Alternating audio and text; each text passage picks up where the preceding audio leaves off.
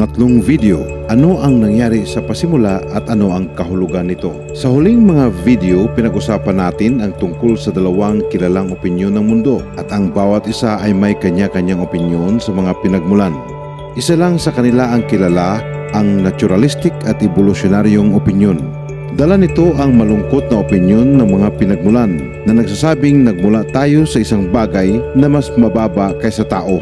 Kung susundan natin iyang kawing ng kaisipan, alikabok ng bituin ng ating pinagmulan. Siyempre, ang opinyong iyon ay dapat ding mapalakas sa lokal na kaugalian at kadalasan ng ilang uri ng reliyon sapagkat sa kanyang sarili, hindi ito komportable. Nagpapahiwatig ito na hindi tayo mahalaga, ang mundo ay hindi natatangi at maging tayo ay hindi rin. Ang opinyong ito ay tinukoy ng tao at hindi makumpirma. Walang tao doon. Ang biblical na opinyon ng mundo tungkol sa mga pinagmulan, gayunpaman, ay radikal na magkakaiba. Ang tunay na may akda ng biblical na opinyon ng mundo ay ang Diyos at nakilala natin siya sa huling dalawang video. Ang Biblia ang kanyang kasulatan. Ang Biblia ay matatagpuan sa lahat ng dako, ngunit ang biblical na opinyon ng mga bagay ay hindi gaanong kilala o madalas na itinuring bilang alamat o alegorya. Gayunpaman, nagpapakita ito ng isang kasulatan ng kasaysayan na nagsasaad kung ano ang nangyayari sa simula. Kung totoo ito, dapat mayroong katibayan na umaangkop sa opinyon. Tatalakayin natin ang katibayan sa mga sumusunod na video. Magsisimula tayo gayunpaman sa isang buod ng ilang mahahalagang punto nitong hindi gaanong kilalang opinyon na matatagpuan sa unang mga kapitulo ng Genesis na unang aklat ng Biblia. Alalahanin ang ating pagkakatulad kung saan ang Diyos ang lumikha ay kagaya ng dalubhasang punong tagapagluto na gumawa ng isang natatanging pagkain o lahat ng nilikha. Ang video na ito ay nagpapaliwanag ng higit pa tungkol sa pagkain at kung ano ang nangyari dito. Ang material ay nasa unit 1 at 2 din ng mapagkukunan na nakalista sa paglalarawan ng naugnay na Ang unang bagay na napansin tungkol sa Kapitulo 1 ng Genesis ay ang makasaysayang salaysay ng paglikha na tumagal ng 6 na araw sa solar period. 6 na araw? Talaga?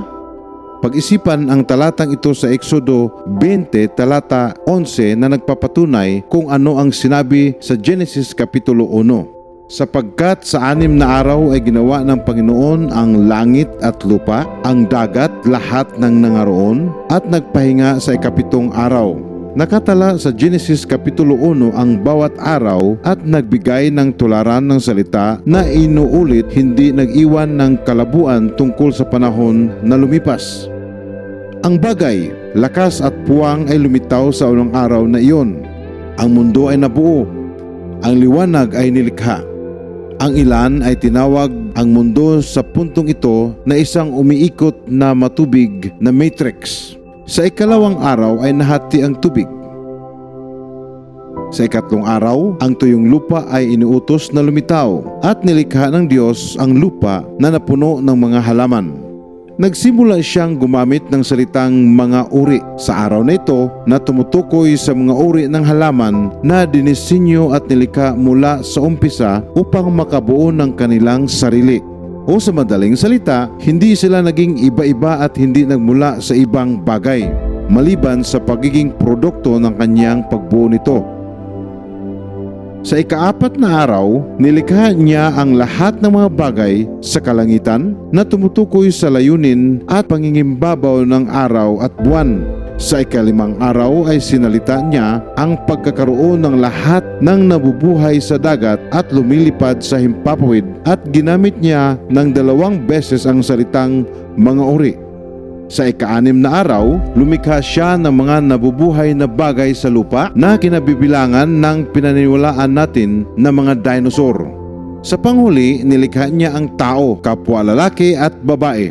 Ang salaysay ay payak na sinalita, walang mga patlang sa wika, at walang pag-aalangan o pag-eeksperimento ang iminumungkahi.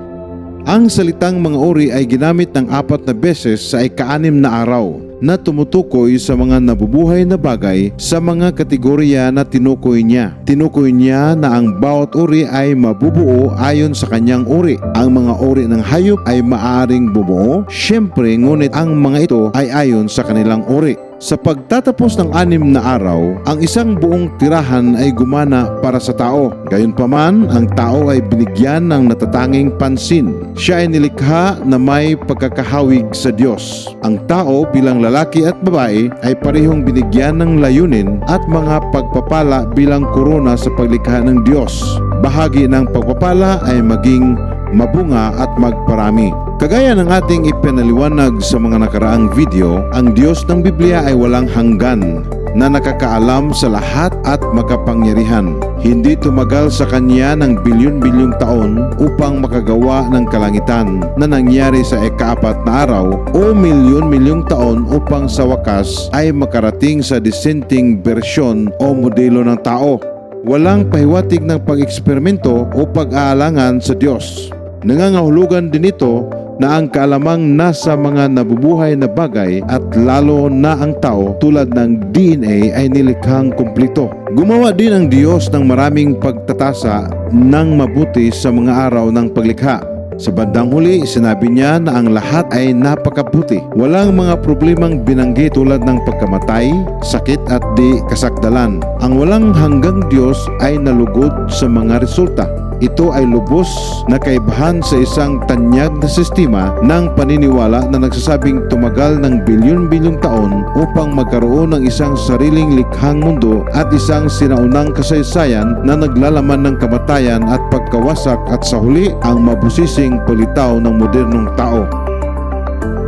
Ang ikalawang kapitulo ng Genesis ay kasing pambihira tulad ng una.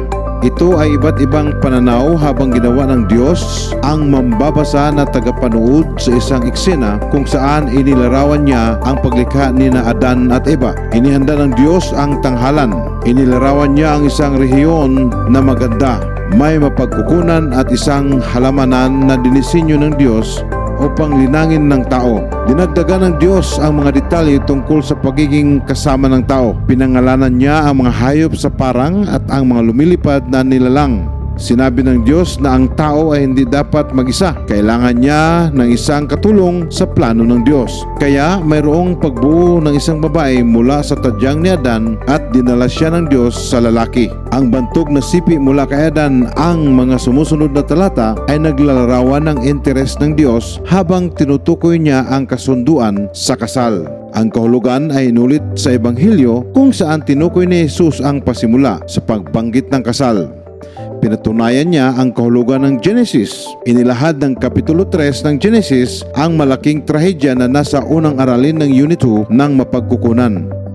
Sa kabuuran, si Adan at Eva, ang ama at ina ng lahat ng nabubuhay, ay nagpasya na naniniwala silang mayroong higit na mabuting paraan upang maging katulad ng lumikha sa kanila, subalit wala siya. Sinuway nila ang nag-isang pagbabawal na binigay ng Diyos hinggil sa pagkain sa puno ng kaalaman ng mabuti at masama.